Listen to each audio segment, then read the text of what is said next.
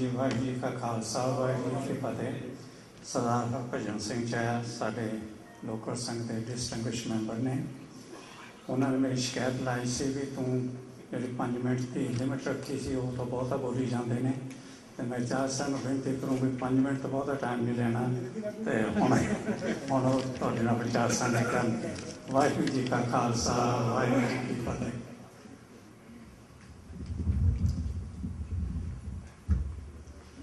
सतगुरु गुरु ग्रंथ साहिब जी महाराज की निजी तो मिठी गोद में जड़ बैठे गुरु प्यारे खालसा जी करो फतेह सांझी। वाहिगुरू जी का खालसा वाहिगुरू जी की फतेह।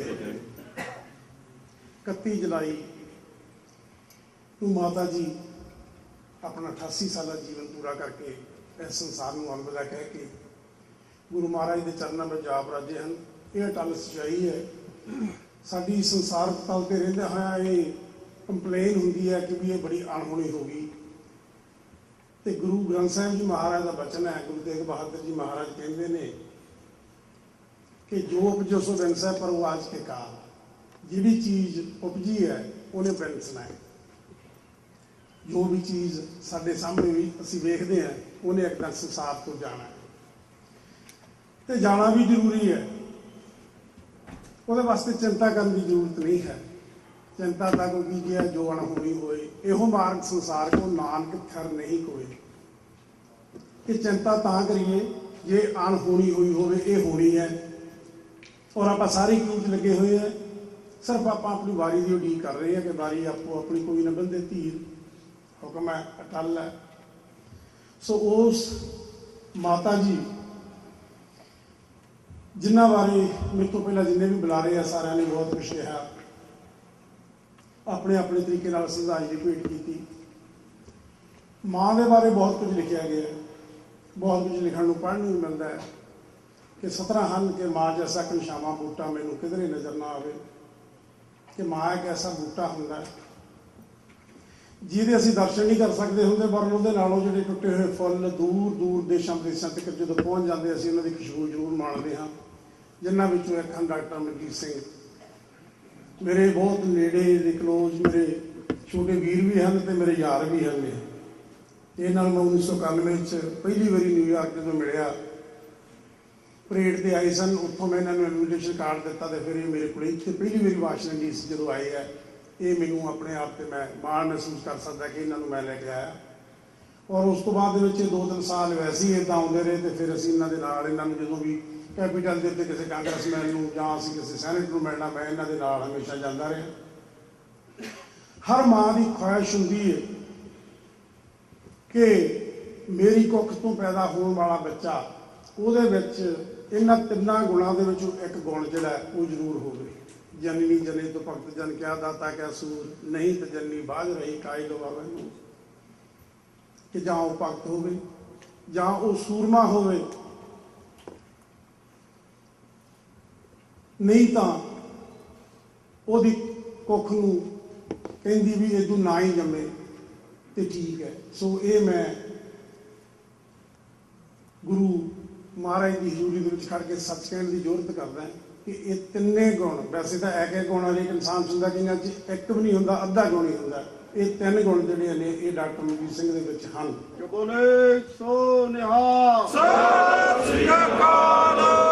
जिहड़े कि पिछले 21 साल तो असीं इन्हां दे नाल विचरे, असीं इन्हां नूं वेखे हैं। दाते ये किड्डे खन, असीं दाता उहनूं गण लैंदे, जिहड़ा गुरुद्वारे नूं $500 का चैक दे देवे तो उहदी खातर असीं जकारे भी छड्ड दिंदे हां क्योंकि जी इन्हें बड़ा दान किया। असीं उहनूं कह दिंदे इन्हें तन मन धन दे नाल सेवा की। ये बिल्कुल असीं झूठ बोल जाते हैं कि ये बिल्कुल गलत है। दाता वो हुंदा है जिहड़ा अपने 3 पड़ा 3 चीज़ां जिंदगी दे विच असीं जदों बोल देंगे, इन्हां नूं इकट्ठियां रला देंगे हैं, तन मन ते धन, ये 3 ਵੱਖ-ਵੱਖ हिस्से हैं साडी जिंदगी दे। धन वो हुंदा है जिहड़ा अज तो पहलां इकट्ठा हो चुकिया हुंदा है, धन वो है जो अज है, मन वो है जिहड़ा फ्यूचर की प्लान करता है। ये डॉक्टर मलकीत सिंह उन्होंने ये 3 चीज़ां पंथ नूं समर्पित हैं। साडे शायद एक अद्धा भी गुण ना होवे, क्योंकि जदों तो इस लहर दे विच ये चले आ, मैं इन्हां नूं मिलिया, बहुत बड़ा योगदान है इन्हां दा। बहुत कुछ इन्होंने पंथ की झोली दे विच पाया। कि जो इन्हां दी शान दे विच जां जो इन्हां दी शख्सियत दे विच मैं आख्या ये बिल्कुल कोई वधाकता की नहीं है, क्योंकि फुल नूं फुल कहना फुल की उस्तत नहीं होंदी, ये सच है। हाँ, कंडे नूं फुल कह देना झूठी उस्तत जरूर होंदी है, क्योंकि जिन्हां ने कंडे नूं कंडा कहा, कंडे नूं कंडा कहा, गुरु नानक साहब ने कहा, फिर बाबर की जेल च जाना पिया। कंडे नूं कंडा कहा, तत्ती तवी ते बैठना पिया। कंडे नूं कंडा कहा, दिल्ली जाके सीस कटवाना पिया। कंडे नूं कंडा कहा, नीहां चढ़ना पिया। कंडे नूं कंडा कहा ते 5 साल के बच्चे का तड़फदा दिल कढ़ के मूँह दे विच पाउणा पिया। कंडे नूं कंडा कहा, खोपड़ियां लुहाउणियां पईयां, पुठियां खल्लां करवाउणियां पईयां। ये झूठी उपमा नहीं है।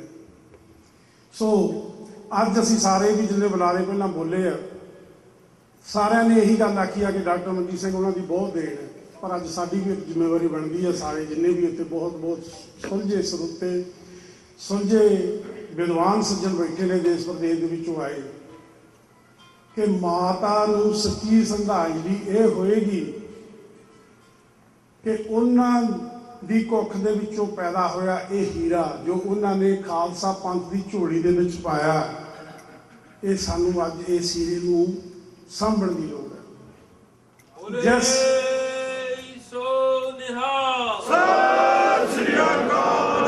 जिस बिखड़े पिंड दे उत्ते, जिस राह दे उत्ते, जिस मंजिले मकसूद नूं सर करन वास्ते तुरे होए ने, सानूं इन्हां दा साथ देण की जरूरत है। ये सच्ची श्रद्धांजलि होएगी, क्योंकि साडा इह सुभाव बन चुक्या, जदों बंदा संसार दे विच हुंदा है उदों उहदी असीं बहुत घੱਟ कदर करते हैं। जदों संसार तो चला जांदा है फिर असीं खंड पाठ दी लड़ियां ला दिंदे हैं, बाद दे विच इत्थे करते हैं।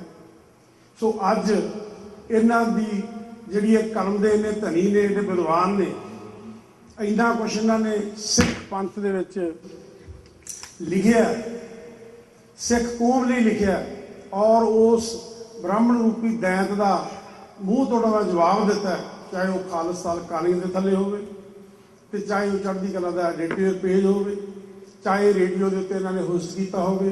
अज साडे बहुत ही पढ़े लिखे नौजवान मुंडे बैठे ने, चाहिए यह है कि उन्होंने सारिया लिखतां नूं सामभ के रखा जाए, जिन्होंने कि आने वाली साडियां पीढ़ियां सदा याद रखन, वो भी माण महसूस कर सके 20वीं सदी के अखीर में ते 21वीं सदी के शुरू के कोई सिख पंथ के एडा विद्वान पैदा होया जिन्हें सिख पंथ की राखी की, हक्कां दे उत्ते पहरा दिता, वो साडा इतिहास बन जाण। माता नूं कोई नहीं भुला सकता। आने वाली सदियां तक जदों डॉक्टर मनजीत सिंह का नाम आएगा ना, तो उदों पहला माता जतिंदर कौर का नाम आएगा कि उन्होंने तो इस डेट में आ पुत्र पैदा होया सी। नहीं तो पिछले साल मैं इंडिया गया सीगा, मैं विचारों की समाप्ति करनी है क्योंकि मेरे तो पिछों भी बहुत विद्वानों ने बोलना है। कारां के पिछले पासे स्टिकर के उत्ते लिखा अक्सर मिलता सी कि जिस महान जरनैल नूं असीं समय जदों उन्हां दा जीवन सी, कईयां ने तो इत्थों तक कि उन्होंने चुंबल घाटी का डाकू भी आख्या। 21वीं सदी के महान जरनैल संत बाबा जरनैल सिंह जी भिंडरां वाले, उन्होंने बाबत लिखिया कार के, मैं जब पढ़िया तो मन भी भर आया और शब्दों का मन भी झुकिया। उस तरह लिखिया सन कि जो बर्फ बने हुए खून नूं दे जाए उबाला, जो बर्फ बने हुए खून नूं दे जाए उबाला, कलगी वाले सतगुरा बख्श दूं एक वेर फिर भिंडरां वाला। सो इस दे नाल ही मैं अपने विचारों की समाप्ति करता है। तो फिर किसी भी पुरजे लई कहां वाहिगुरू जी का खालसा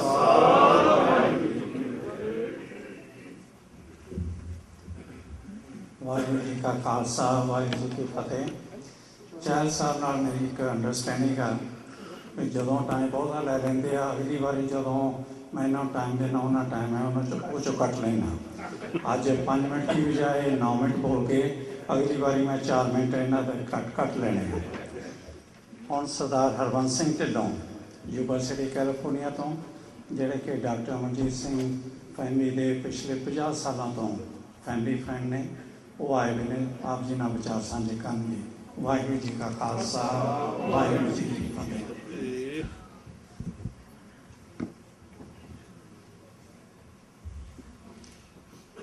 संजोग वियोग दो कार चलावे, लेखे आवे पार। गुरु गुरु साहब ने सानू समझाया है ਜਿਹੜੇ ਆਪਾਂ ਮਿਲਦੇ ਹਾਂ ਵਿਚਰਦੇ ਹਾਂ ਇਹ ਸਭ ਉਸ ਦੇ ਭਾਣੇ ਵਿੱਚ ਹੈ।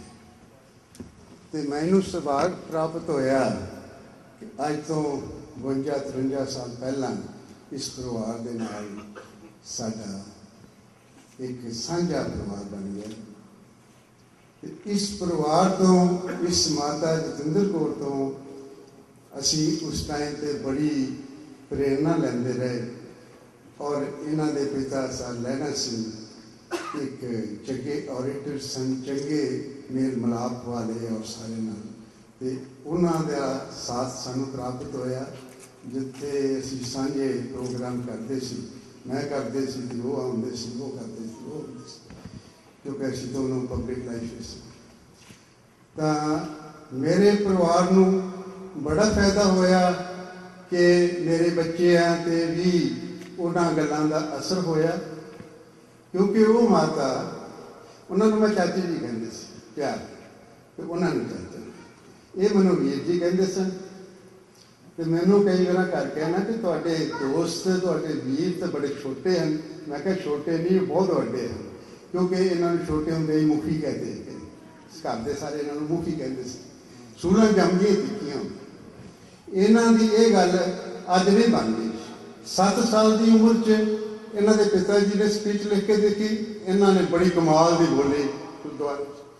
13-14 साल फिर आपे ही लिखन लग गए, आपे ही बोलन लग गए। इन्हों बना इन्हों की माता का बहुत हथ है। और मैं सारिया मातावां ते भैणां वीरां नूं ये कहांगे कि ये गल बड़ी जरूरी है साडे लई, क्योंकि मैं देखते सी कि वो माता जी इन्हों उन्ना चिर खान नूं कुछ नहीं सी देंदी जब तक कि ये अपना पाठ नितनेम का जिन्ना भी किसी का कोल आंदा सीगा, छोटे सन, वो कर नहीं सी लेंदे ते गुरुद्वारे जाके मत्था नहीं सी टेका। और उस नियम से बहुत ही पक्के सन। कई बार इन्होंने बड़ी जिद करनी, कुछ तो दे दो, बड़ा चिर हो गया मैं फिर कर लूँ, कहन नहीं करना ही करना। एक गुरबाणी की ताकत बहुत ज़्यादा है। तो इन्हों के पिता जी इतिहास तो बहुत वाकिफ सन, तो वो इन्हों इतिहास के तौर पर गाइड करते सन, सानू भी करते सन। एक दफ़ा मैं उन्होंने कहन ते एक जगह बोलन गए, स्पीच देने तो बाद मैनू कहन लगे तू अपने आप को कवि कहना है, कोई शेर तो बोलिया ही नहीं। मैं क्या गलती हो गई, अगे तो कोशिश करूँ। तो मैं अज तुसां गल्लां सुनिया, पर मैं अज तुहानूं कविता भी एक सुनानी है तो एक शेर भी सुनाना है। उदों का ही लिखिया होया, मैनू मेरी खिच लै जांदी 100 कोहां उत्ते बिना खिच तो नहीं हन जाते 2 कदम भी। अच्छा, उस तो बाद मैं जोड़िया हूँ अपनी हालात के मुताबिक, क्या वैद ने सफर नहीं करना जान नूं खतरा। और सचमुच क्या वैद ने सफर नहीं करना जान नूं खतरा, फिर भी संगत च आ गए हाँ कैसो भी ना हो। तो जी मैं छोटी जी कविता च अपनी इस भावना इस वर्णन को तुहाडे सामने पेश कर रहे हैं। धन है वो मां, धन है वो मां जिसने जन्म दिता एक सीढ़ी योधे को। धन है वो मां जिसने जन्म दिता डॉक्टर अमरजीत सिंह ओहदे नूं। जन्म दिता उसने एक कौम दे हीरे नूं, जन्म दिता उसने साडे प्यारे इस वीरे। चाओ जिन्हों चढ़िया रहिंदा सुती कौम नूं जगाउण दा, अपना झुग्गा फूक कर कौम दा बनाउण दा। अपना झुग्गा फूक कर कौम दा बनाउण दा, उसदे बोलां चों सदा अमृत रहिंदा टपकदा। मुखड़े ते नूर गुरु मां दा दिता चमकदा। इहो जियां मावां सूरबीरां नूं जन्म दिंदियां, इहो जियां ही मावां गुरु पीरां नूं जन्म दिंदियां। इहो जियां मावां सूरबीरां नूं जन्म दिंदियां, इहो जियां मावां गुरु पीरां नूं जन्म दिंदियां। इहो जी माता माता जतिंदर कौर होई है, जिसने चंगियाई इस दुनिया ते बोई। बोले सोनिया